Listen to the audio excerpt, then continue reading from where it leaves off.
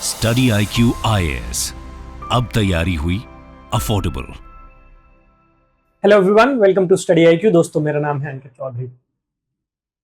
पिछले कुछ सालों में इंडिया में एक नए टाइप का जस्टिस देखने को मिला है, जिसे कहा जाता है बुलडोजर जस्टिस, जहां पर बहुत सारे ऐसे लोग जो क्रिमिनल एक्टिविटीज में इन्वॉल्व पाए जाते हैं, गवर्नमेंट उनके रेजिडेंसेस, उनके घर बुलडोजर का यूज करके डिस्ट्रॉय कर देती है, गिरा देती है। इसको लेकर बहुत सारे कंसर्न्स रेज किए गए थे, not just in Indian media बल्कि इंटरनेशनल लेवल पर भी इसको लेकर कुछ सवाल खड़े हुए थे। पिछले कुछ महीनों से सुप्रीम कोर्ट में बुलडोजर जस्टिस को लेकर सुनवाई चल रही थी, जहां पर सुप्रीम कोर्ट ने यह भी कहा था कि 1 नवंबर तक कोई भी डिमोलिशन नहीं किया जाएगा। मतलब ये जो बुलडोजर जस्टिस चल रहा था, बिना किसी लीगल बेसिस के, बिना म्युनिसिपल लॉज के आप किसी का घर ऐसे ही नहीं गिरा सकते। उसको लेकर सुप्रीम कोर्ट ने 1 नवंबर तक रोक भी लगा दी थी, और वो इस वजह से क्योंकि सुप्रीम कोर्ट में इस केस को लेकर, बुलडोजर जस्टिस को लेकर सुनवाई चल रही थी। अब फाइनली सुप्रीम कोर्ट की तरफ से कुछ गाइडलाइंस इशू की गई हैं कल, और ये गाइडलाइंस इसी बुलडोजर जस्टिस को रोकने के लिए और नागरिकों के मौलिक अधिकार, फंडामेंटल राइट्स, उनको प्रोटेक्ट करने के पर्पस से इशू की गई है। तो यहां पर सुप्रीम कोर्ट ने बहुत कॉम्प्रिहेंसिव गाइडलाइंस ले डाउन की है, जिससे बुलडोजर जस्टिस को रोका जा सके, सिटीजन्स के जो राइट्स हैं उनको प्रोटेक्ट किया जा सके, और रूल ऑफ लॉ को इंश्योर किया जा सके। अब ये गाइडलाइंस ट्रांसपेरेंसी और फेयरनेस इन डेमोलिशन प्रोसीजर, उसको ध्यान में रखते हुए लाई गई है। क्या है ये गाइडलाइंस, इसके बारे में तो बात करेंगे, बट बुलडोजर जस्टिस के मामले में सबसे बड़े सवाल क्या खड़े होते हैं? तो एक बहुत बड़ा सवाल यह है कि अगर किसी क्रिमिनल एक्टिविटी में किसी इंडिविजुअल का नाम आ जाने भर से आप उसे एक क्रिमिनल मानकर उसका घर तोड़ देते हैं, तो यहां तो एक बहुत बड़े लीगल प्रिंसिपल का वायलेशन हो रहा है, that is presumption of innocence. पूरा लीगल सिस्टम जो वर्क करता है वो इसी आधार पर करता है, इनोसेंट अंटिल प्रूवन गिल्टी।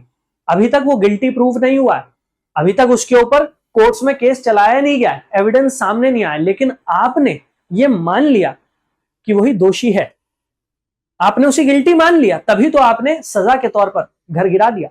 तो एक बहुत बड़ा लीगल प्रिंसिपल वो स्टेक पर है, that is presumption of innocence, क्योंकि यह माना जाता है कि जब तक साबित नहीं होगा कि कोई अपराधी है, तब तक वो निर्दोष है।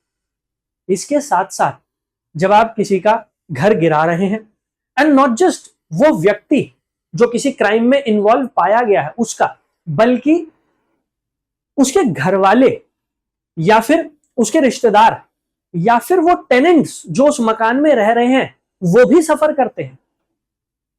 अपराध उस व्यक्ति ने जरूर किया होगा, लेकिन उसकी फैमिली की क्या गलती, या फिर वहां पर जो टेनेंट्स रह रहे हैं उनकी क्या गलती, उनको क्यों पनिश किया जा रहा है? So article number 21 which is a fundamental right, right to life, उसके अंडर राइट टू शेल्टर एक फंडामेंटल राइट है। तो सुप्रीम कोर्ट ने अपनी जजमेंट्स में कहा है that right to shelter is a fundamental right under article number 21 of the constitution. ये भी तो वायलेट हो रहा है, और इन्हीं कुछ इंपॉर्टेंट बातों को लेकर सुप्रीम कोर्ट में सुनवाई चल रही थी, जहां पर फाइनली सुप्रीम कोर्ट की तरफ से अब एक गाइडलाइन जारी की गई है, और वो काफी कॉम्प्रिहेंसिव गाइडलाइंस है, जहां पर बातचीत की गई है। ये बताया गया है कि अगर आपको कोई डिमोलिशन कंडक्ट करना भी है म्युनिसिपल लॉज के अंडर, स्टेट लॉज के अंडर, तो उसके लिए आपको पहले नोटिस देना पड़ेगा।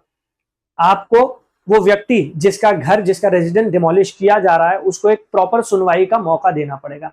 चलिए उन सब पर बात करेंगे, वो सारी चीजें एक्सप्लोर जरूर करेंगे कि सुप्रीम कोर्ट ने क्या कहा है, बट पहले थोड़ा डिटेल में चलकर समझने की कोशिश करते हैं कि भाई ये बुलडोजर जस्टिस है क्या। जैसा हमने बात की, बुलडोजर जस्टिस का मतलब ये है अगर कोई इंडिविजुअल किसी क्राइम में इन्वॉल्व पाया जाता है, मतलब प्राइमा फेसी ये लगता है कि ये इंडिविजुअल इस अपराध में शामिल था, तो गवर्नमेंट उसका घर गिरा दे, उसका रेजिडेंस गिरा दे, दैट इज बुलडोजर जस्टिस।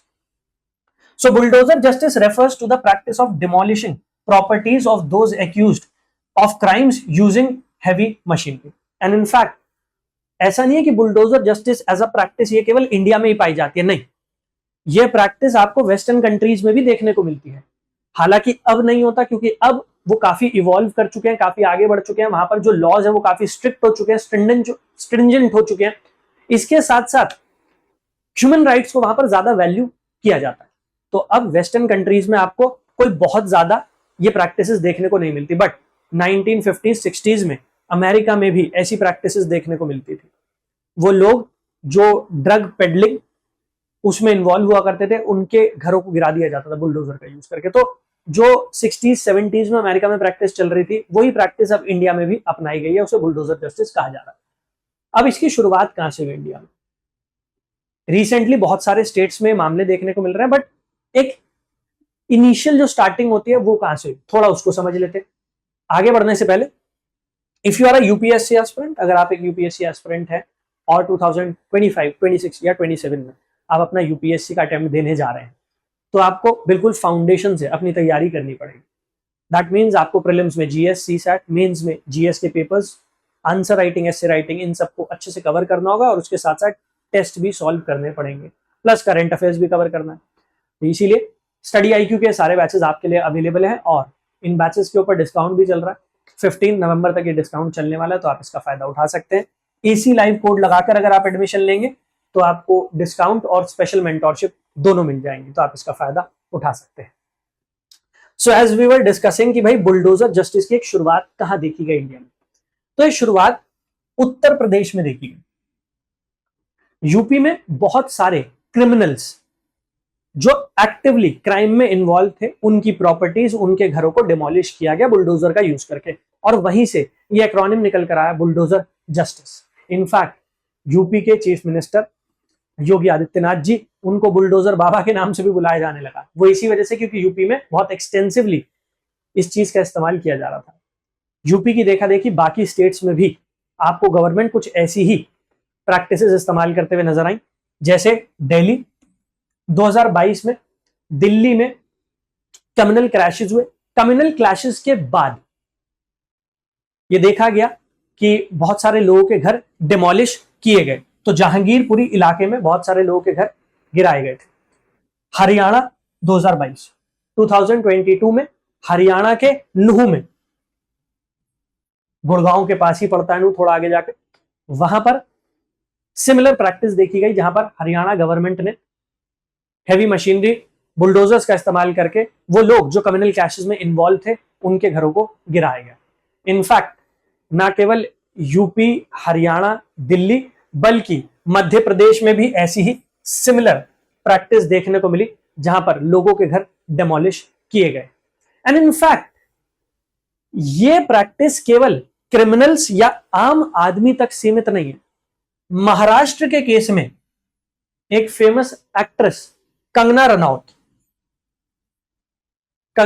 ने, जो उस समय सरकार फंक्शन कर रही थी महाराष्ट्र में, उसको क्रिटिसाइज किया, और क्रिटिसाइज करते हुए उन्होंने बड़ा एक हार्श क्रिटिसिज्म दिया था कि मुंबई पाकिस्तान अधिकृत कश्मीर, पीओके, पाकिस्तान ऑक्यूपाइड कश्मीर जैसा होने लग गया है। So it was a very harsh comment on Mumbai. In fact she went out of line जब उन्होंने ये बात रखी, पाकिस्तान ऑक्यूपाइड कश्मीर से कंपेयर करना वाज नॉट करेक्ट। लेकिन उसके बाद जो गवर्नमेंट ने किया, वो भी बहुत सारे लोगों ने क्रिटिसाइज किया था कि उनकी प्रॉपर्टी, जहां पर उनका ऑफिस था, उसके कुछ पोर्शंस को डिमोलिश किया गया। हालांकि महाराष्ट्र की सरकार ने कहा कि भाई हमने जो डिमोलिशन कंडक्ट किया है, ये महाराष्ट्र के जो म्युनिसिपल लॉज हैं, बॉम्बे के म्युनिसिपल लॉज हैं, उनके अंडर ही किया है, तो हमारी जो कार्रवाई है वो लीगल है, हमने कानूनों के अंतर्गत ही ये काम किया है। बट नोटिस देना, एक टाइम पीरियड प्रोवाइड करना उस व्यक्ति को जिसका घर डिमोलिश किया जा रहा है, जिसकी प्रॉपर्टी डिमोलिश की जा रही है, जिससे वो भी अपना पक्ष रख सके, वो सब नहीं हुआ था और इसी वजह से क्रिटिसिज्म आया था। और यहां पर जो सुप्रीम कोर्ट का जजमेंट आया है, जो सुप्रीम कोर्ट की गाइडलाइंस आई हैं, वो ऐसे ही आर्बिट्ररी डिमोलिशंस को रोकने के लिए आई है। तो ऐसा नहीं है कि सिर्फ क्रिमिनल्स तक ही ये एक्टिविटी सीमित थी, आम आदमी भी सफर कर रहे हैं, और इसके साथ साथ फिल्म स्टार्स जो है उनके साथ भी ऐसा देखने को मिला है। अब बहुत सारे लोग ऐसे हैं जो बुलडोजर जस्टिस को सपोर्ट करते हैं। इनफैक्ट बहुत सारी गवर्नमेंट्स ऐसी हैं जो इसे सपोर्ट करती हैं, तभी अलग अलग स्टेट्स में आपको देखने को मिल रहा है। उसके पीछे उनके अपने क्या तर्क हैं, वो क्या बताते हैं। सो उनका ये आर्ग्यूमेंट है दैट हम जो भी ये एक्टिविटी कंडक्ट करते हैं, हम जिसका भी घर डेमोलिश कर रहे हैं, हम लॉज के अंडर कर रहे हैं, लीगल कंप्लायंस के थ्रू कर रहे हैं। ऐसा नहीं है कि हम स्टेट लॉज या म्युनिसिपल लॉज को फॉलो नहीं कर रहे। हमने जिसका भी घर डिमोलिश किया है वो इलीगल कंस्ट्रक्शन थी, तभी हमने डिमोलिश किया। तो यहां पर गवर्नमेंट का ये आर्ग्यूमेंट होता है कि भाई हम जो म्युनिसिपल लॉज हैं, जो स्टेट लॉज हैं, हम उनको फॉलो करते हैं और उसके थ्रू ही हम किसी का घर डिमोलिश कर रहे हैं। हम कोई भी इलीगल प्रोसीडिंग कंडक्ट नहीं कर रहे हैं, हम इलीगल तरीके से किसी का भी घर नहीं गिरा रहे हैं। गवर्नमेंट का ये आर्ग्यूमेंट होता है, which is valid to a certain extent. अगर आप देखेंगे कुछ हद तक ये वैलिड है। ज्यादातर केसेस में जो प्रॉपर्टी डिमोलिश की गई है वो इलीगल कंस्ट्रक्शन है, ये सामने आता है। इसके साथ साथ it will serve as a deterrence. अगर किसी क्रिमिनल की प्रॉपर्टी डिस्ट्रॉय की जाएगी, उसका घर गिराया जाएगा, so it will act as a deterrence. आगे चलकर कोई भी अपराध करने से पहले 10 बार सोचेगा कि अगर मैं कोई अपराध करता हूं और मैं पकड़ा गया तो मेरी भी प्रॉपर्टी डिस्ट्रॉय की जा सकती है, मेरा भी घर गिराया जा सकता है। So it will act as a deterrent, और कोई भी अपराध करने से पहले 10 बार सोचेगा। गवर्नमेंट ये भी एक आर्ग्यूमेंट देती है। इसके साथ साथ restoration of law and order. अगर हमें लॉ एंड ऑर्डर को बरकरार रखना है, if we want to restore law and order, तो बहुत जरूरी है कि हम अपराधियों पे काबू पाएं, और उसके लिए ऐसी कार्यवाही जरूरी हो जाती है, गवर्नमेंट्स का यह भी मानना है। So the government claims that demolishing properties of those accused in communal tension help restore order. Specially ऐसे लोग जिनकी वजह से कम्युनल क्लैशेस हो जाते हैं, कम्युनिटीज के आपस में जो रिलेशनशिप है वो खराब होते हैं, ऐसे लोगों को अगर रोकना है तो उसके लिए ये एक उचित कार्यवाही है। गवर्नमेंट ये भी बात करती है। सिमिलरली पब्लिक डिमांड, गवर्नमेंट का ये भी कहना है, एंड इनफैक्ट गवर्नमेंट का नहीं कहना है, अगर आप इंटरनेट पर भी जाएंगे और जगह जगह देखेंगे ऐसे पोस्ट को, उनके नीचे कमेंट्स को देखेंगे तो आपको दिखाई देगा कि पब्लिक का एक बहुत बड़ा सेगमेंट है, एक बहुत बड़ा सेक्शन है जो ऐसी कार्रवाई को सपोर्ट करता है, क्योंकि ये कार्रवाई ज्यादातर केसेस में जो हो रही है ये क्रिमिनल्स के अगेंस्ट हो रही है। इसी वजह से पब्लिक डिमांड जो है वो भी, या पब्लिक का जो सेंटिमेंट है, ओपिनियन है, वो ऐसी कार्रवाई के फेवर में ही देखने को मिल जाता है। गवर्नमेंट उसका भी सहारा लेती है। Similarly universal and not against specific communities. बहुत सारे केसेस में ये क्लेम किया जाता है, ये आरोप लगाया जाता है कि ज्यादातर गवर्नमेंट ये जो घर को गिराती है, प्रॉपर्टीज को डिमोलिश करती हैं, वो माइनॉरिटी कम्युनिटीज को टारगेट करने के लिए करती है। यहां पर सॉलिसिटर जनरल ऑफ इंडिया, उन्होंने ये बात बोली कि ऐसा नहीं है कि ये जो बुलडोजर जस्टिस के थ्रू लोगों के घर गिराए जा रहे हैं, यहां पर केवल एक ही कम्युनिटी को टारगेट किया जा रहा है। ऐसा बिल्कुल नहीं है। यहां पर जो घर गिराए गए हैं वो अलग अलग कम्युनिटी के लोगों के गिराए गए हैं। इनफैक्ट मेजॉरिटी कम्युनिटी जो हिंदू कम्युनिटी है, उन लोगों के घर भी डिमोलिश किए गए हैं अलग अलग स्टेट्स में। इनफैक्ट अभी आपने एक एग्जाम्पल भी देखा कि महाराष्ट्र के केस में कंगना रनौत जो है, रेनाउंड एक्ट्रेस, उनकी जो प्रॉपर्टी है मुंबई में, उसको भी डिस्ट्रॉय किया गया था, डिमोलिश किया गया था, क्योंकि म्युनिसिपल लॉज के अगेंस्ट उन्होंने कंस्ट्रक्शन की हुई थी। ये गवर्नमेंट ने आर्ग्यूमेंट दिया था।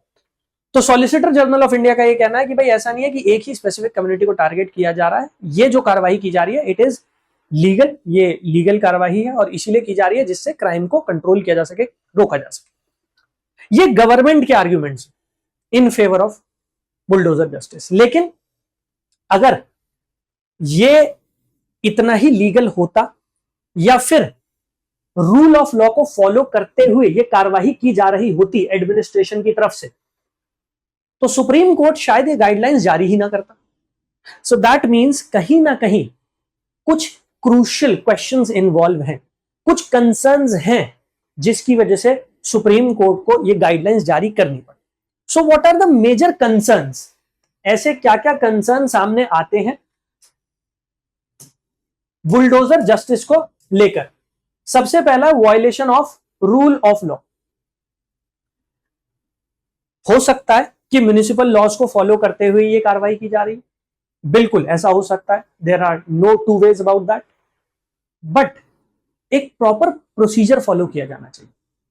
आपको पहले नोटिस देना चाहिए, वो इंडिविजुअल जिसकी प्रॉपर्टी को गिराया जा रहा है उसको एक टाइम देना चाहिए कि वो उस ऑर्डर के खिलाफ अपील कर सके, बिकॉज नेचुरल जस्टिस को तो फॉलो करना पड़ेगा। और नेचुरल जस्टिस ये कहता है कि हर किसी को एक मौका दिया जाना चाहिए कि वो अपना पक्ष रख सके।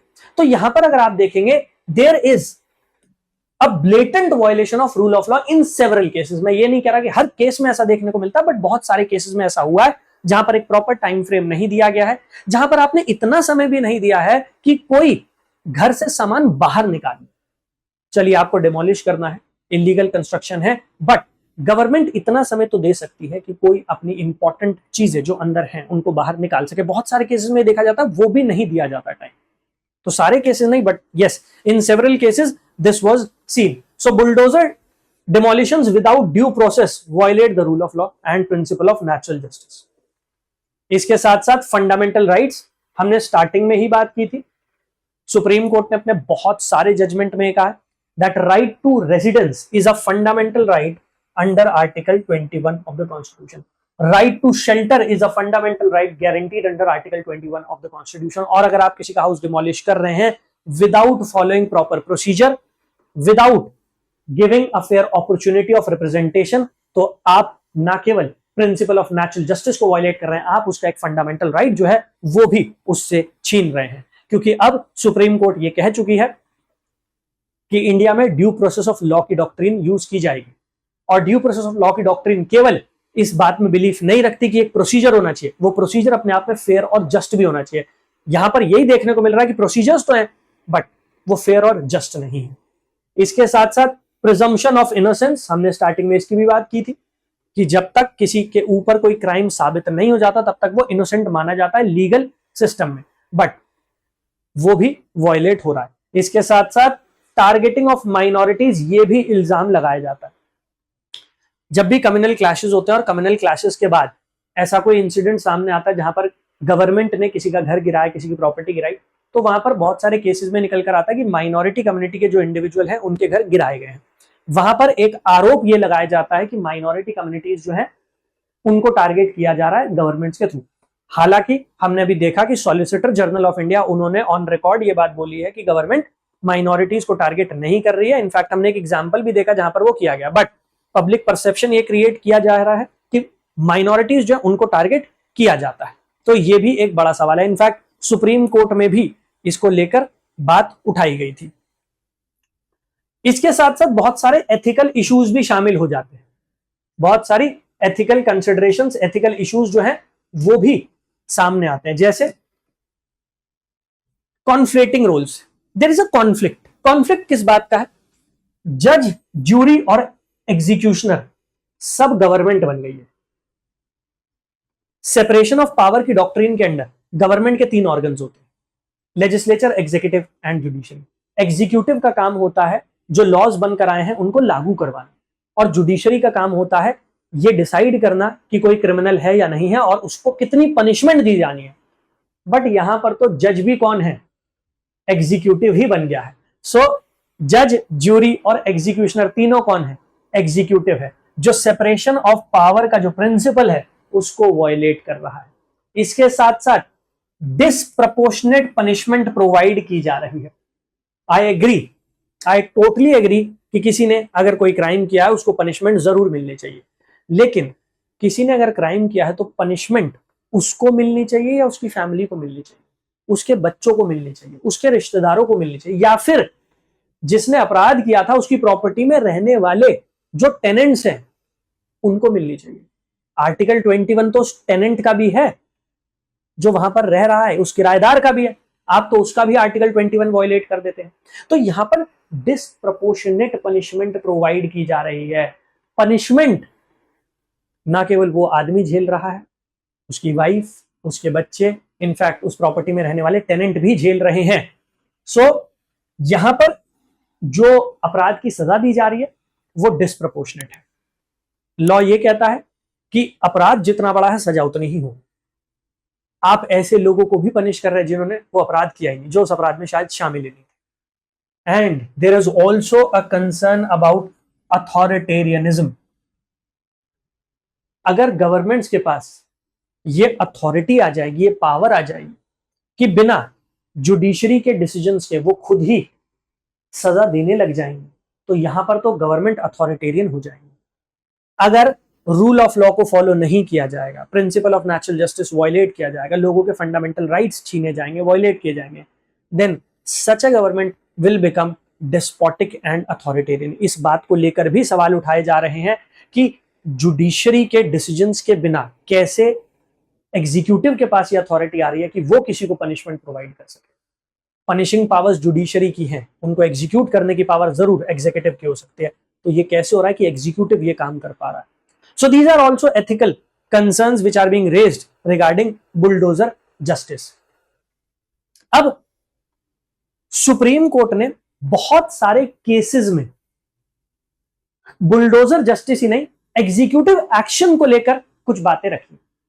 देखिए, बुलडोजर जस्टिस की अगर हम बात करते हैं तो 2017-18 के बाद से हमें देखने को मिल रहा है इंडिया, बट इससे पहले भी आर्बिट्रेरी एग्जीक्यूटिव एक्शंस को लेकर बहुत सारे सवाल उठे हैं, बहुत सारे कोर्ट केसेस सामने आए हैं। वहां पर सुप्रीम कोर्ट ने एग्जीक्यूटिव एक्शंस को लेकर कुछ स्पेसिफिक बातें कही, जैसे 1978 Maneka Gandhi versus union of India. अभी मैं बात कर रहा था आपसे कि इंडिया में ड्यू प्रोसेस ऑफ लॉ की डॉक्ट्रिन आ चुकी है।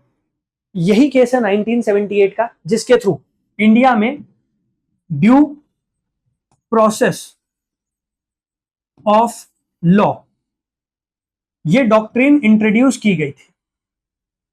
ड्यू प्रोसेस ऑफ लॉ की डॉक्ट्रिन ये बोलती है कि जो प्रोसीजर्स हमारी पार्लियामेंट या फिर हमारी स्टेट लेजिस्लेचर या गवर्नमेंट बनाती है, वो प्रोसीजर अपने आप में फेयर और जस्ट होने चाहिए। मतलब उन प्रोसीजर्स के अंडर लोगों के ऑर्डिनरी राइट्स, उनका ख्याल रखा जाना चाहिए। प्रिंसिपल ऑफ नेचुरल जस्टिस, उसका ख्याल रखा जाना चाहिए। सो 1978 में इंडियन लीगल सिस्टम में ड्यू प्रोसेस ऑफ लॉ की डॉक्ट्रिन इंट्रोड्यूस हुई मेनका गांधी केस के थ्रू। यहां पर सुप्रीम कोर्ट ने बोला executive procedures must be fair, just and reasonable. यही है ड्यू प्रोसेस। तो एग्जीक्यूटिव जो एक्शंस कंडक्ट कर रहे हैं, जैसे बुलडोजर जस्टिस के केस में लोगों के घर गिराए जा रहे हैं, उनकी प्रॉपर्टीज डिमोलिश की जा रही है, it should be fair, just and reasonable. क्या ये रीजनेबल है कि छोटे छोटे बच्चे, उनसे उनका शेल्टर, उनका घर छीन लिया जाए? हाँ, किसी ने क्राइम किया है, बिल्कुल किया है, लेकिन उस क्राइम की सजा उसको मिलनी चाहिए, उसकी फैमिली को मिलनी चाहिए। अगर कोई टेनेंट, अगर कोई किराएदार किसी प्रॉपर्टी में रह रहा, रिजाइड कर रहा, आप उस प्रॉपर्टी को डिमोलिश कर देते हैं, चलिए ये मान लिया जाता है कि हाँ म्युनिसिपल लॉज के अंडर किया, लेकिन म्युनिसिपल लॉज में भी तो एक टाइम फ्रेम होना चाहिए, जो टाइम दिया जाना चाहिए। जब वो हाउस वहां पर बनाया गया, तब करप्शन की वजह से म्युनिसिपल एडमिनिस्ट्रेशन में जो एडमिनिस्ट्रेटिव अथॉरिटीज फंक्शन कर रही थी, उन्होंने उस हाउस को वहां पे कंस्ट्रक्ट होने दिया। अब जब डिमोलिशन की बारी आई है, तो आप एक फेयर ट्रायल का मौका भी नहीं देंगे।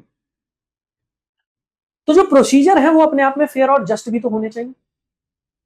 आप पहले नोटिस दीजिए, नोटिस का एक रीजनेबल पीरियड होना चाहिए, जैसे सुप्रीम कोर्ट ने अपनी जजमेंट में 15 डेज नोटिस पीरियड रखा है। तो एक रीजनेबल पीरियड होना चाहिए जिसमें जिस व्यक्ति की प्रॉपर्टी को आप डिमोलिश करने जा रहे हैं, उसको टाइम मिल जाए कि वो उस ऑर्डर के खिलाफ अपील कर सके, और अपील होने के बाद कोर्ट डिसाइड करेगी whether the proceeding is going to be fair और जस्ट और नॉट। तो मेनका गांधी केस में 1978 में सुप्रीम कोर्ट ने बात बोली कि executive actions must be fair, just and reasonable. 2008 municipal corporation of Ludhiana versus Inderjit Singh case, यहां पर सुप्रीम कोर्ट ने कहा no authority can demolish illegal constructions without notice and opportunity to be heard. अगर आप बिना नोटिस दिए किसी की प्रॉपर्टी डिमोलिश कर रहे हैं, अगर आप उसे अपॉर्चुनिटी नहीं दे रहे कि वो उसके खिलाफ अपील कर सके, आप 2008 के सुप्रीम कोर्ट के जजमेंट को ही वायलेट कर रहे हैं। क्योंकि 2008 में सुप्रीम कोर्ट खुद ये बात बोल चुकी है इंद्रजीत सिंह केस में कि आपको नोटिस देना पड़ेगा, आपको उसे अपॉर्चुनिटी देनी पड़ेगी कि वो उस नोटिस के खिलाफ अपील कर सके। 1985 ओल्गा टेलिस केस, इस केस में सुप्रीम कोर्ट ने कहा eviction without notice violates the right to livelihood under article 20।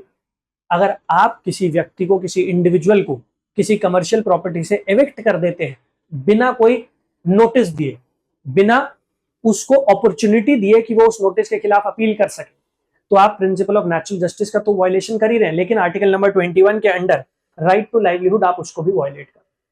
So all these judgements of the supreme court they prove कि अगर बिना नोटिस के, बिना फेयर ट्रायल के, बिना अपॉर्चुनिटी दिए कि वो अपनी बात को रख सके, अपना पक्ष रख सके, अगर आप ऐसी कार्यवाही कर रहे हैं तो that is violative of not just the constitution but also these judgements of supreme court. और इसी वजह से बार बार सुप्रीम कोर्ट में ऐसे केसेस को लेकर पिटिशन फाइल की जा रही थी और फाइनली सुप्रीम कोर्ट का ये जजमेंट जो है ये सामने आता है। अब गवर्नमेंट्स ये एक्शन तो कंडक्ट कर देती है, लेकिन सोसाइटी के ऊपर इसका क्या इंपैक्ट पड़ रहा? हाँ, ये सही बात है, मैंने आपसे स्टार्टिंग में ही कहा कि सोसाइटी का एक बहुत बड़ा तबका है, एक बहुत बड़ा सेक्शन है सोसाइटी का जो गवर्नमेंट को सपोर्ट करता है इन एक्शंस में, जो ये कहता है कि हाँ गवर्नमेंट जो कर रही है वो सही कर रही है। क्यों? बिकॉज ज्यादातर एक्शंस जो कैरी आउट किए गए हैं क्रिमिनल्स के ऊपर कैरी आउट किए गए। बट किसी क्राइम के लिए किसी व्यक्ति को अगर सजा देनी है उसके लिए जुडिशरी है। That is how democracies function. लोकतंत्र ऐसे ही काम करते हैं। अगर सरकार ही जज, जूरी और एग्जीक्यूशनर बन जाएगी तो फिर हमें जुडिशरी की नीड ही क्या है? एंड इनफैक्ट अगर हम गवर्नमेंट्स को अथॉरिटेरियन बनने देंगे, अगर हम गवर्नमेंट्स को अपनी अथॉरिटी का मिसयूज करने देंगे, तो आगे चलकर हमारे राइट्स जब वायलेट होंगे तब भी हम गवर्नमेंट के अगेंस्ट सवाल नहीं खड़े कर पाएंगे। क्योंकि जब गवर्नमेंट्स डेस्पोटिक बन रही थी, जब वो अथॉरिटेरियन बन रही थी, तब हम ही गवर्नमेंट्स को सपोर्ट कर रहे थे। तो सोसाइटी के ऊपर ऐसे एक्शंस का क्या इंपैक्ट पड़ता है? Erosion of trust. बहुत सारे लोग ऐसे होंगे, बहुत सारे सेक्शंस सोसाइटी के ऐसे होंगे जो गवर्नमेंट के इन एक्शंस को सपोर्ट नहीं करते। और फिर क्या होगा? धीरे धीरे करके उनका जो ट्रस्ट है, जो फेथ है गवर्नमेंट में, उसकी अथॉरिटी में, वो इरोड हो जाएगा, वो खत्म होने लग जाएगा, which is not good for any democratic society. हम चाहते हैं कि हमारा फेथ, हमारा ट्रस्ट गवर्नमेंट्स में बना रहे। हम चाहते हैं कि गवर्नमेंट रूल ऑफ लॉ को फॉलो करे। हम चाहते हैं कि सेपरेशन ऑफ पावर की डॉक्ट्रिन मेंटेन्ड रहे, जिससे कोई भी ऑर्गन अपनी पावर का मिसयूज ना कर पाए। बट जब ऐसे एक्शंस होते हैं so there is an erosion of trust, क्योंकि ये ड्यू प्रोसेस ऑफ लॉ और प्रिंसिपल ऑफ नेचुरल जस्टिस जैसे प्रिंसिपल्स उनको वायलेट करता है, रूल ऑफ लॉ को वायलेट करता है। Similarly fear and intimidation. Government ने बुलडोजर जस्टिस को जो सपोर्ट किया है, उसमें गवर्नमेंट का एक तर्क ये होता है, एक आर्ग्यूमेंट ये होता है that it is going to create deterrence in the mind of criminals. अब वो डेटरेंस जो है दैट इज फियर, वो इंटिमिडेशन है। इस तरीके से तो पुलिस स्टेट फंक्शन करते हैं। पुलिस स्टेट एक ऐसी कंट्री को कहा जाता है, एक ऐसी सोसाइटी को कहा जाता है जहां पर लॉ का डर दिखा के देश को चलाया जाता है। अगर आप कानून का डर बैठा रहे हैं तो आप क्या कर रहे हैं? You are creating a police state. There is fear and intimidation in the mind of ordinary people within the society. So the practice creates a climate of fear and intimidation, particularly among marginalized communities. अब आप सोचिए, अगर government ने municipal laws को follow करते हुए भी कोई एक्शन लिया, कोई प्रोसीडिंग कैरी आउट की, और कुछ लोग ऐसे हैं जो गवर्नमेंट की उस प्रोसीडिंग को, उस एक्शन को क्रिटिसाइज करेंगे in the name of marginalise communities, in the name of minorities, तो वो क्या कर, वो माइनॉरिटीज को एक तरीके से डरा रहे हैं। वो माइनॉरिटीज के मन में फियर क्रिएट कर रहे हैं सरकार का, जिससे गवर्नमेंट और माइनॉरिटीज के बीच में एक फ्रिक्शन क्रिएट हो, which is also not good for the society. तो यहां पर हो क्या रहा है? यहां पर बहुत सारे लोग माइनॉरिटी कम्युनिटीज को इन्फ्लुएंस करते हैं, उन्हें इंस्टिगेट करते हैं गवर्नमेंट के अगेंस्ट, जिसकी वजह से आगे चल के फिर आपको कम्युनल क्लैशेस या क्रिमिनल एक्टिविटीज देखने को मिल जाती है। Social unrest.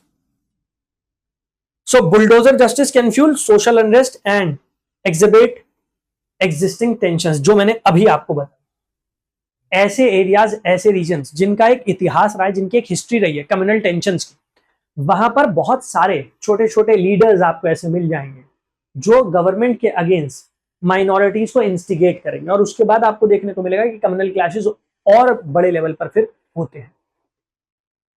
तो सोसाइटी पर इसका एक नेगेटिव इंपैक्ट जरूर पड़ रहा है, हमें उसको भी कंसिडर करना पड़ेगा। ठीक है, अब इसके ऑल्टरनेटिव क्या हो सकते हैं? हाँ, अभी हमें सुप्रीम कोर्ट ने क्या कहा है उसको भी देखना है, क्योंकि सुप्रीम कोर्ट ने गाइडलाइंस जारी किया। सुप्रीम कोर्ट की उन गाइडलाइंस का क्या इंपैक्ट पड़ेगा सोसाइटी पे, अभी हम उसको भी चेकआउट करेंगे। इनफैक्ट स्टेट्स में जो म्युनिसिपल लॉज हैं वो क्या कहते हैं, थोड़ा सा हम उस पॉइंट ऑफ व्यू को भी समझेंगे, जिससे दोनों ही जो पक्ष हैं वो हमारे सामने आए, तो दोनों ही साइड्स को हम समझने की कोशिश करेंगे। अब क्या क्या ऑल्टरनेटिव हो सकते हैं बुलडोजर जस्टिस के? सबसे पहले ड्यू प्रोसेस ऑफ लॉ। अगर government due process of law को फॉलो करे तो गवर्नमेंट के ऊपर कोई सवाल ही खड़ा नहीं होगा। इलीगल कंस्ट्रक्शन है, ठीक है, आप इलीगल कंस्ट्रक्शन जो हुई है उसको पहले नोटिस इशू करिए, नोटिस इशू करने के बाद एक टाइम फ्रेम दीजिए, टाइम फ्रेम जब खत्म हो जाए उसके बाद एक्शन लीजिए, तो कोई भी गवर्नमेंट के ऊपर भी सवाल नहीं खड़ा कर पाएगा, गवर्नमेंट की आइडियोलॉजी के ऊपर सवाल नहीं खड़ा कर पाएगा, उसकी मंशा के ऊपर सवाल नहीं खड़ा कर पाएगा। So all legal procedures must be followed, ये इंश्योर किया जाना चाहिए गवर्नमेंट के एंड पर। फेयर ट्रायल, हर किसी को मौका दिया जाना चाहिए कि वो इन ऑर्डर्स के खिलाफ अपील कर सके। जब एक फेयर ट्रायल हो जाए उसके बाद फाइनल कार्रवाई की जाए, ठीक है। Allowing for fair trials and upholding presumption of innocence, तो हर किसी को मौका दिया जाना चाहिए लीगल सिस्टम में कि वो अपनी इनोसेंस को प्रूव कर सके। जब वो इनोसेंट प्रूव ना हो, जब ये साबित हो जाए, ये क्लियर हो जाए कि हाँ the person is at fault, उसका घर इलीगल कंस्ट्रक्शन है, उसके बाद आप एक्शन लीजिए, कोई सवाल नहीं खड़े कर पाए। अगर किसी का घर गिराना पड़ता भी है तो गवर्नमेंट को थोड़ा वेलफेयर ओरिएंटेड होना चाहिए, क्योंकि गवर्नमेंट से ही एक्सपेक्ट किया जाता है कि वो मार्जिनलाइज्ड या बैकवर्ड कम्युनिटीज जो हैं या माइनॉरिटीज जो हैं उनकी हेल्प करें। तो जो पुअर, डिप्राइव्ड, डेस्टिट्यूट सेक्शंस हैं सोसाइटी के, उनकी मदद करना भी गवर्नमेंट की ही जिम्मेदारी है, because India is a welfare state. तो वेलफेयर ओरिएंटेड होना चाहिए गवर्नमेंट को थोड़ा। और अगर एविक्शन किया भी जाता है, अगर किसी का घर डिमोलिश भी किया जाता है, किसी की प्रॉपर्टी डिमोलिश की जाती है, तो वहां पर भी गवर्नमेंट को वो लोग जिनसे उनका घर छीना गया, उनकी छत छीनी गई है, उनको रिहेबिलिटेट करे, गवर्नमेंट को उस डायरेक्शन में भी थोड़ा सोचना चाहिए। So providing rehabilitation and alternate housing, अभी भी तो गवर्नमेंट जो है वो जो पुअर सेक्शंस है, डिप्राइव्ड सेक्शंस है, not well to do people within the society, जो बैकवर्ड सेक्शंस है, उनकी मदद करती है, उनको हाउसेस प्रोवाइड करती है। तो गवर्नमेंट वेलफेयर ओरिएंटेड है, और इन केसेस में भी गवर्नमेंट का वो वेलफेयरिस्टिक चेहरा जो है वो सामने आना चाहिए। सिमिलरली गवर्नमेंट मस्ट इंश्योर कि डिस्क्रिमिनेशन ना हो। ये जो गवर्नमेंट के ऊपर आरोप लगाए जाते हैं, ये जो कहा जाता है कि गवर्नमेंट माइनॉरिटीज को टारगेट कर रही है, government should come clean. Government को इस बात को शो करना चाहिए, दिखाना चाहिए कि नहीं, they are not targeting minority communities. वो लोग जो क्रिमिनल एक्टिविटीज में शामिल हैं, जिनके ऊपर ये प्रूव हुआ है कि हाँ कम्युनल क्लैशेस इन्होंने इंस्टिगेट किए थे और इनकी प्रॉपर्टीज इलीगली कंस्ट्रक्ट की गई है, गवर्नमेंट प्रॉपर्टी के ऊपर कंस्ट्रक्ट की गई है, वहां पर गवर्नमेंट एक्शन ले रही है। So when the government is going to come clean, कोई भी गवर्नमेंट के ऊपर भी सवाल नहीं उठा पाएगा, वो भी इंश्योर किया जाना चाहिए। Now coming back to the main theme, supreme court ने अपने 13 नवंबर के जजमेंट में क्या गाइडलाइन जारी की है? तो यहां पर सुप्रीम कोर्ट ने इंश्योर करने की कोशिश की है कि प्रोसीजरल सेफगार्ड हो, प्रॉपर प्रोसीजर्स फॉलो किए बिना किसी को उसकी प्रॉपर्टी से निकाला ना जाए, ना ही उसकी प्रॉपर्टी डिमोलिश की जाए। तो प्रोसीजरल सेफगार्ड्स इंश्योर किए हैं सुप्रीम कोर्ट ने इस जजमेंट। और यहां पर law enforcement and protection of individual rights, इनके बीच में एक बैलेंस क्रिएट किया कि ठीक है, आपको रूल ऑफ लॉ को मेंटेन करना है, आपको पब्लिक ऑर्डर मेंटेन करना है, आपको म्युनिसिपल लॉज को इंप्लीमेंट करना है, but simultaneously individuals also have certain rights, उनको भी हमको इंश्योर करना है। तो वो एक बैलेंस जब वो स्टैब्लिश करने की कोशिश की गई है इस जजमेंट के थ्रू। अब सुप्रीम कोर्ट ने क्या कहा, सबसे पहले मैंडेटरी नोटिस पीरियड। बहुत सारे स्टेट्स ऐसे हैं जिन स्टेट्स के म्युनिसिपल लॉज में कोई मैंडेटरी नोटिस पीरियड नहीं, मतलब स्टेट के जो म्युनिसिपल लॉ है वो अलाउ करते हैं गवर्नमेंट को, एग्जीक्यूटिव को, कि वो किसी का घर डिमोलिश कर दे, डिस्ट्रॉय कर दे, लेकिन वो करने से पहले एक मैंडेटरी नोटिस देना और एक मैंडेटरी नोटिस पीरियड होना, उसकी कोई नीड नहीं है कानून में। तो सबसे पहले अब थ्रू आउट द कंट्री, सभी स्टेट्स में, सभी यूनियन टेरिटरीज में ये मैंडेटरी हो गया है कि अगर आप किसी इंडिविजुअल की इलीगल प्रॉपर्टी को डिमोलिश करना चाहते हैं तो पहले आपको उसको 15 डेज का एक नोटिस पीरियड देना पड़ेगा। और ये नोटिस पीरियड जो आप देंगे ये ना केवल उस व्यक्ति को देंगे जिसकी वो प्रॉपर्टी है, बल्कि वहां रहने वाले जितने टेनेंट्स हैं उनको भी देंगे। So that this notice must be served on all tenants residing in the property and clearly indicate the reason for demolition and date of hearing to challenge the order। तो मतलब ये जो आप नोटिस देंगे इसमें आप 15 डेज का पहले नोटिस पीरियड रखेंगे, इसमें आप ये बताएंगे कि भाई जो अपील की जाएगी उस अपील में सुनवाई किस दिन करी जाएगी, उस प्रॉपर्टी में अगर टेनेंट्स रहते हैं तो जितने टेनेंट्स रहते हैं उन सबको ये नोटिस प्रोवाइड किया जाएगा, और इसके साथ साथ रीजन भी साइट किया जाएगा, कारण भी बताया जाएगा कि क्यों उसकी प्रॉपर्टी को डिमोलिश किया जाए। तो सबसे पहला और सबसे बड़ा प्रोसीजरल सेफगार्ड यही है कि नोटिस पीरियड अब मैंडेटरी हो गया थ्रू आउट द कंट्री। इसके साथ साथ राइट टू चैलेंज, ये 15 डेज का नोटिस पीरियड इसी वजह से है कि आप क्या कर सकते हैं, आप इस नोटिस को चैलेंज कर सकते हैं, आप ये जो रीजन दिया गया है डिमोलिशिंग का इसको चैलेंज कर सकते हैं। So tenants have the right to challenge the demolition order within 15 days. तो 15 दिन का जो एक बफर रखा गया वो इसलिए रखा गया कि वहां पर रहने वाले जो लोग हैं, जो टेनेंट्स हैं, वो इस डिमोलिशन ऑर्डर को चैलेंज कर पाए, चुनौती दे पाए। कंटेम्प्ट प्रोसीडिंग, अब अगर ये 15 डेज नोटिस पीरियड सर्व नहीं किया जाता या किसी को फेयर सुनवाई का, फेयर ट्रायल का मौका नहीं दिया जाता, उसको मौका नहीं दिया जाता कि वो अपील कर सके, चैलेंज कर सके इस नोटिस को, देन गवर्नमेंट ऑफिशियल्स के ऊपर कार्रवाई की जा सकती है, बिकॉज ये कंटेम्प्ट ऑफ कोर्ट माना जाए। The court emphasise that violation of these guidelines can lead to contempt proceedings against the officials responsible for ordering demolition. तो अगर ये प्रोसीजरल सेफगार्ड्स, ये नोटिस पीरियड सर्व नहीं किया जाता तो फिर वो पब्लिक ऑफिशियल्स जो इन्वॉल्व हैं, जिन्होंने इन गाइडलाइंस को वायलेट किया है, उनके खिलाफ कंटेम्प्ट प्रोसीडिंग कोर्ट में चलाई जा सकती है। इसके साथ साथ अगर किसी का घर, किसी की प्रॉपर्टी बिना इन प्रोसीजरल सेफगार्ड्स को फॉलो किया आप डिमोलिश कर देते हैं तो फिर द पब्लिक ऑफिशियल्स रिस्पॉन्सिबल, उनको कॉम्पनसेशन भी पे करना पड़ सकता है। तो यहां पर उसका भी प्रोसीजर है, compensation and restitution. In addition to compensation the court may order the officials responsible for unlawful demolition to pay for restitution of the property. Compensation तो देना ही पड़ेगा, उसके बाद रेस्टिट्यूशन भी प्रोवाइड करना पड़ेगा। अगर रिकंस्ट्रक्शन करना है वहां पर तो पब्लिक ऑफिशियल उसके लिए पे करेंगे। तो अब अगर पॉलिटिशियंस के प्रेशर में आकर गवर्नमेंट ऑफिशियल जो पहले एक्शन ले रहे थे, तो वो जो अनड्यू प्रेशर है पॉलिटिशियंस का, उसको भी खत्म करने के लिए ये प्रोविजन लिया गया, क्योंकि कोई भी पब्लिक ऑफिशियल ये नहीं चाहेगा कि उसे खुद वो कॉम्पनसेशन देना पड़े, अपनी सैलरी से, अपने पैसे से वो कॉम्पनसेशन देना पड़े। तो अब पब्लिक ऑफिशियल्स भी पॉलिटिशियन से कह सकते हैं कि आप हमें रिटन में ऑर्डर दीजिए, अगर ऐसा हमें एक्शन लेना है, जिससे कोर्ट में अगर ये मामला खड़ा होता है तो वहां पर वो पब्लिक ऑफिशियल भी खुद को डिफेंड कर पाए। तो एक तरीके से कॉम्प्रिहेंसिव वे में सुप्रीम कोर्ट ने सोचा है और ये गाइडलाइंस जो है वो जारी की गई। अब इन गाइडलाइंस का इंपैक्ट क्या पड़ने वाला है? अभी हमने देखा था कि गवर्नमेंट अथॉरिटेरियन बनती जा रही है ऐसे एक्शन से, ये दिखता है।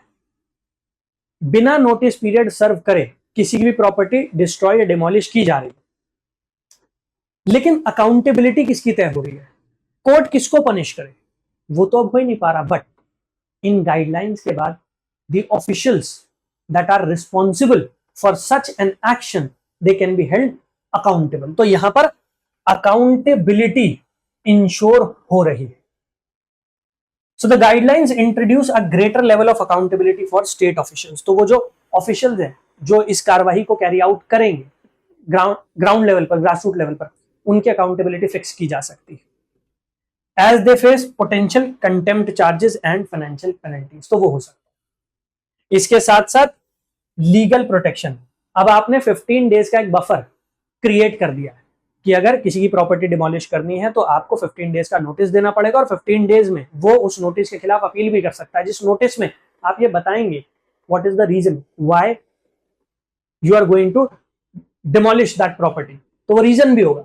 तो यहां पर क्या है, रीजन भी आ जाएगा, जो लॉज है लॉज के रेलेवेंट प्रोविजन सामने आ जाएंगे जिनके अंडर वो कार्रवाई की जानी है, और उसके खिलाफ फिर एक प्रॉपर अपील की जा सकती है। सिमिलरली डेटरिंग आर्बिट्ररी एक्शन, अभी तक हमने देखा, हमने ये समझा कि रूल ऑफ लॉ वायलेट हो रहा है, principle of natural justice violate हो रहा है। तो जो आर्बिट्ररी एक्शंस हैं जो गवर्नमेंट्स ले रही हैं, पब्लिक ऑफिशियल्स ले रहे हैं, अब उनके लिए भी एक डिटरेंस क्रिएट कर दिया गया है सुप्रीम कोर्ट की तरफ से। तो अगर आप देखेंगे this judgment will act in protecting the rights of individual. हमने देखा आर्टिकल नंबर 21 में राइट टू रेजिडेंस जो है वो भी एक फंडामेंटल राइट है हमारा, तो राइट्स प्रोटेक्ट हो रहे हैं। इसके साथ साथ स्ट्रिक्टर लीगल फ्रेमवर्क, एक ज्यादा strict legal framework in guidelines के थ्रू क्रिएट किया जा रहा है। अगर कोई भी पब्लिक ऑफिशियल उस लीगल फ्रेमवर्क को वायलेट करता है तो उसके ऊपर कंटेम्प्ट प्रोसीडिंग चलाई जा सकती है। सिमिलरली ड्यू प्रोसेस इंश्योर हो जाएगा, fairness and transparency in proceeding. अभी तक जो गवर्नमेंट के ऊपर आरोप लगाए जाते हैं कि भाई गवर्नमेंट जो है माइनॉरिटी कम्युनिटीज को टारगेट कर रही है, इलीगल डेमोलिशन किए जा रहे हैं, तो जो गवर्नमेंट के ऊपर भी आरोप लगते हैं धीरे धीरे करके वो भी कम हो जाएंगे, क्योंकि ट्रांसपेरेंसी बढ़ जाएगी, रीजन सामने आ जाएगा क्यों डेमोलिश किया जा रहा है, फेयरनेस जो है वो बढ़ जाएगी। तो सुप्रीम कोर्ट की इन गाइडलाइंस का एक वाइड स्प्रेड इंपैक्ट सोसाइटी में आपको देखने को मिलेगा इन द कमिंग डेज। अब स्टेट लॉज क्या कहते हैं, क्योंकि सुप्रीम कोर्ट की इस गाइडलाइन के अकॉर्डिंग अब स्टेट लॉज को भी आपको मॉडिफाई करना पड़ेगा, अमेंड करना पड़ेगा। अब हमारे पास 4-5 स्टेट्स के एग्जांपल हैं, यूनियन टेरिटरीज के एग्जांपल है, जहां पर म्युनिसिपल लॉज ऑलरेडी एग्जिस्ट करते हैं जो अलाउ करते हैं वहां की लोकल अथॉरिटीज को कि वो इलीगल कंस्ट्रक्शन को डेमोलिश कर सकते हैं। तो जैसे अगर हम बात करते हैं राजस्थान की, तो राजस्थान में राजस्थान म्युनिसिपैलिटीज एक्ट 2009 और राजस्थान फॉरेस्ट एक्ट 1953, राजस्थान में ये दो बड़े कानून हैं। दोनों कानून अलाउ करते हैं कि इलीगल कंस्ट्रक्शन जो की गई है उसको डिमोलिश किया जा सकता है, but they lack specific procedural safeguard. तो वहां पर क्या है, प्रॉपर प्रोसीजर डिफाइन नहीं किया गया कि कितने दिन का नोटिस देना है, सुनवाई कैसे होगी, अपील का राइट कैसे दिया जाएगा, वो प्रोसीजर्स नॉन एग्जिस्टेंट है।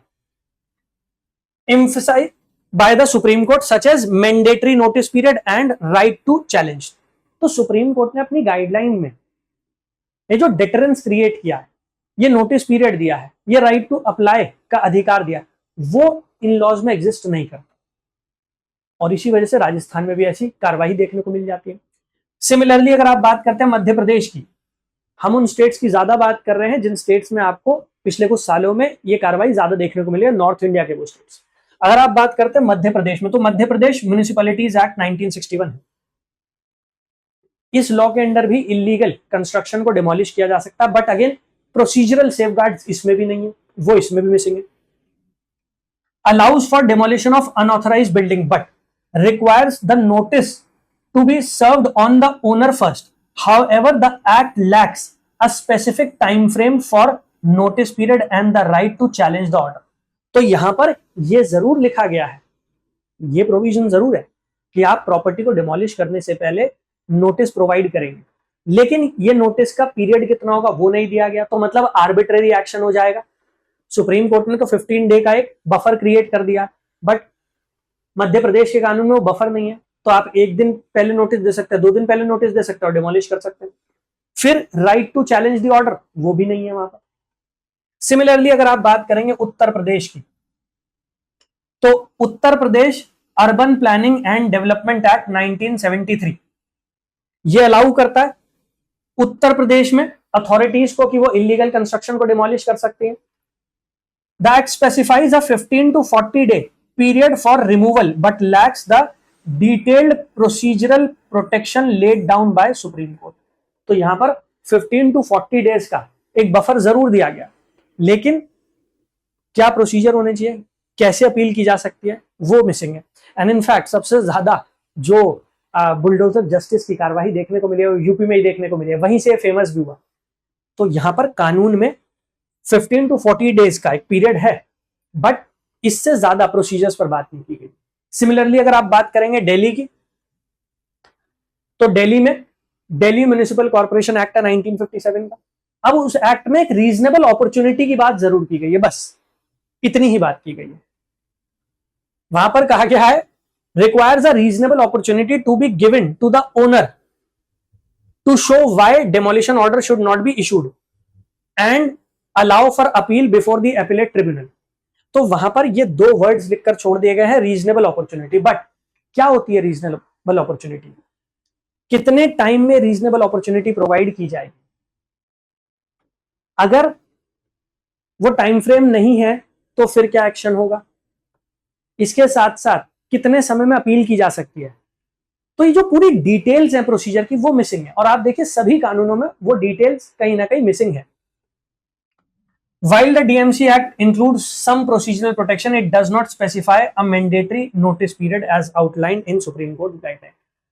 आप हरियाणा की बात कर लीजिए, हरियाणा म्युनिसिपल कॉर्पोरेशन एक्ट है 1994 का, वो भी अलाउ करता है demolition, does not specify a mandatory notice period. तो अगर हम सभी ये स्टेट्स जहां पर ये कार्रवाई ज्यादा की गई, अगर आप उन्हें देखते हैं, चाहे आप बात कर लीजिए राजस्थान, मध्य प्रदेश, यूपी की, चाहे आप बात कर लीजिए दिल्ली, हरियाणा, इन्हीं स्टेट्स में ज्यादा देखने को मिला. सभी स्टेट्स में जो कानून बने हुए हैं इनमें फ्लॉज है, उनमें मिसिंग लिंक्स है. और वो क्या है, एक मैंडेटरी नोटिस पीरियड प्रोवाइड नहीं किया जाता.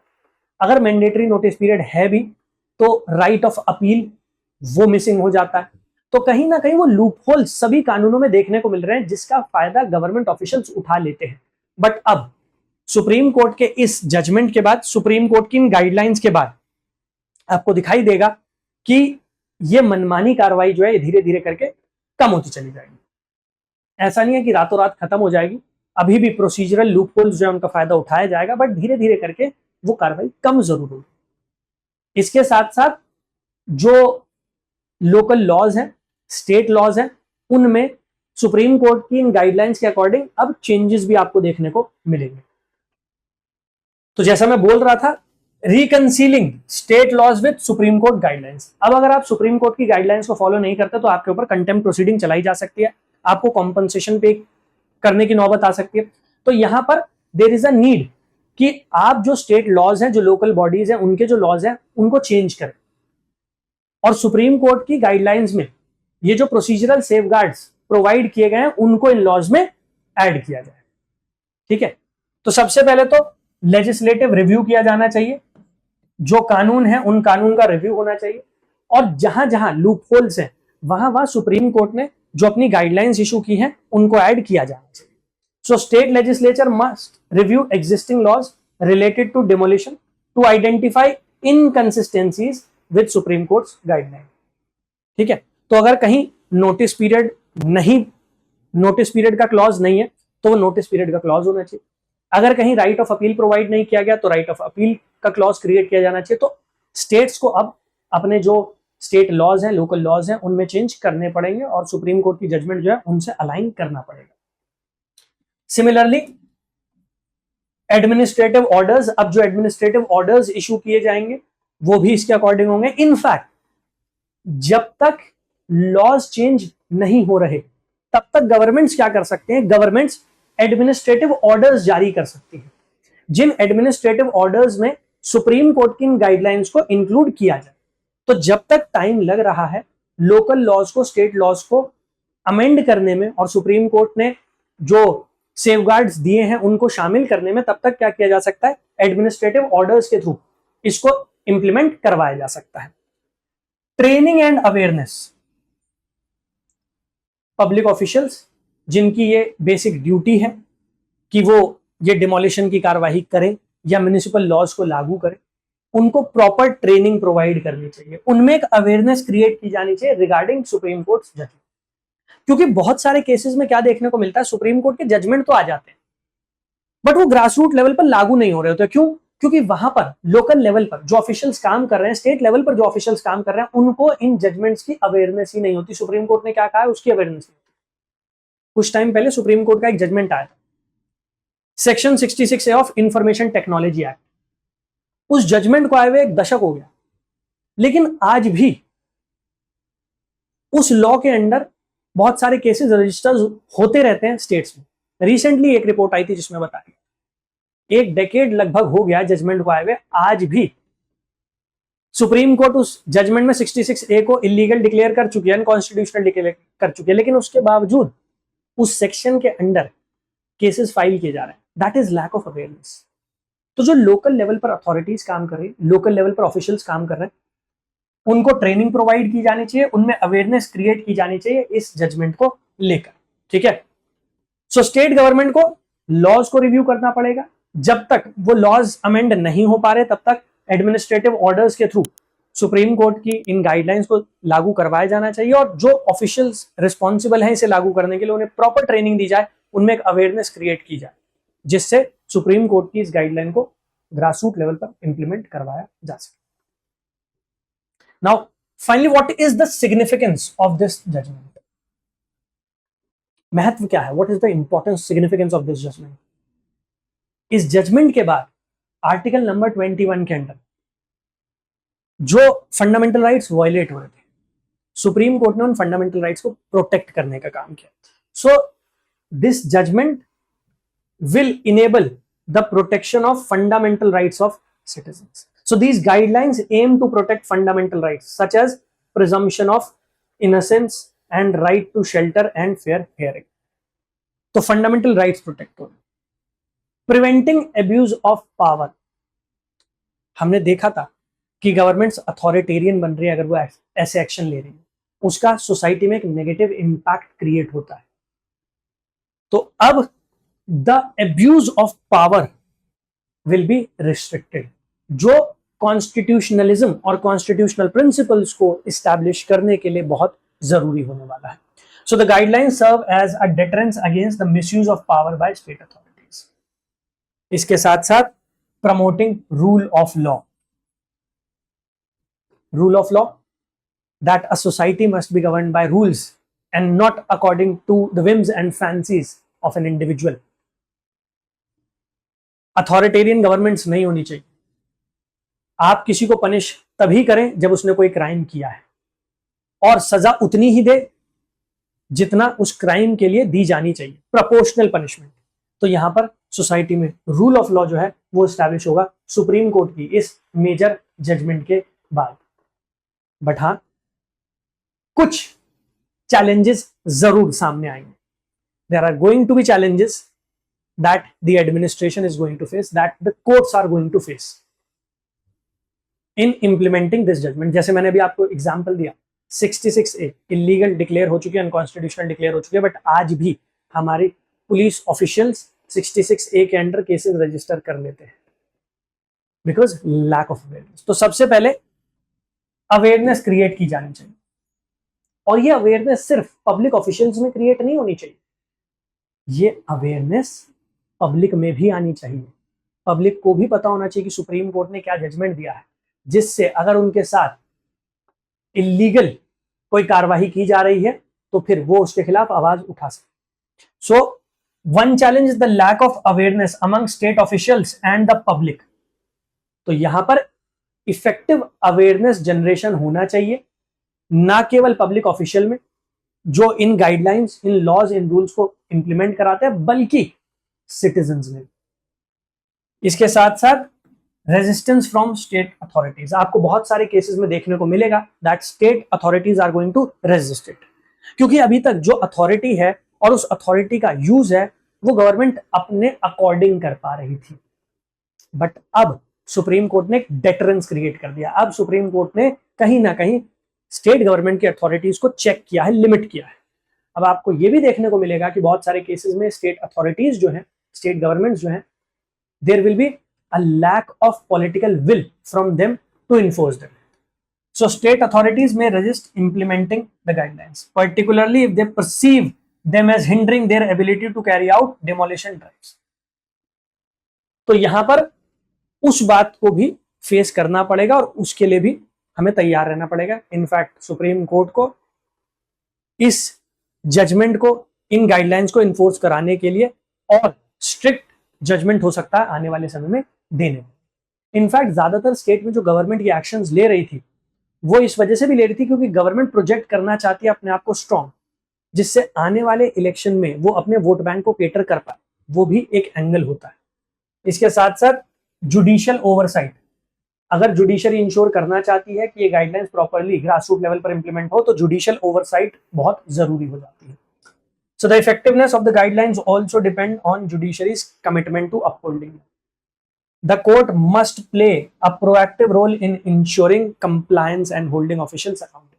जहां जहां वायलेशन होता है कोर्ट्स को आगे आकर स्ट्रिक्ट पनिशमेंट प्रोवाइड करनी चाहिए. जैसे सुप्रीम कोर्ट ने कहा है कि अगर कोई पब्लिक ऑफिशियल इन गाइडलाइंस को वायलेट करता है तो कंटेम्प्ट ऑफ कोर्ट की प्रोसीडिंग हो सकती है. तो कंटेम्प्ट ऑफ कोर्ट की प्रोसीडिंग्स चलाई जानी चाहिए, कॉम्पनसेशन प्रोवाइड करवाया जाना चाहिए. तब जाकर आपको दिखाई देगा कि पब्लिक ऑफिशियल्स में भी एक डेटरेंट इफेक्ट जो है वो क्रिएट होगा.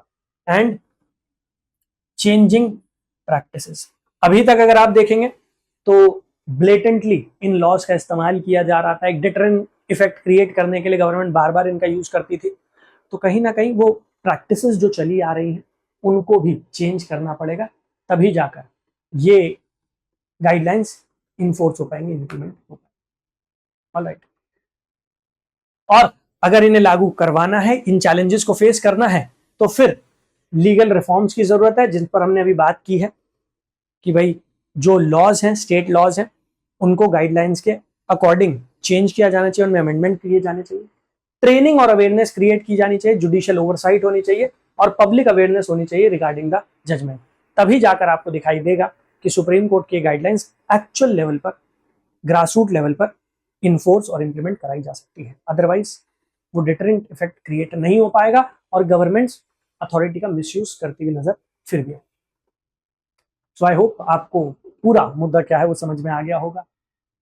दोनों साइड ऑफ द कॉइन्स की गवर्नमेंट के अपने रीजंस थे, गवर्नमेंट अपने लॉजिक देती है कि क्यों वो बुलडोजर जस्टिस का यूज कर रही है और उसके नेगेटिव इम्प्लीकेशन सोसाइटी पर क्या हो रहे हैं, लोगों के राइट्स वायलेट हो रहे हैं, जुडिशरी का क्या अपना point of view, supreme court का क्या पॉइंट ऑफ व्यू, उनका क्या मानना है, वो सारी चीज समझ में आ गई है.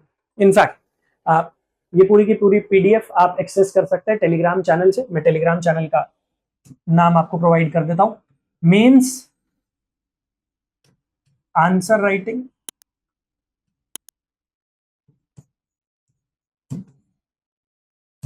बाय अंकित.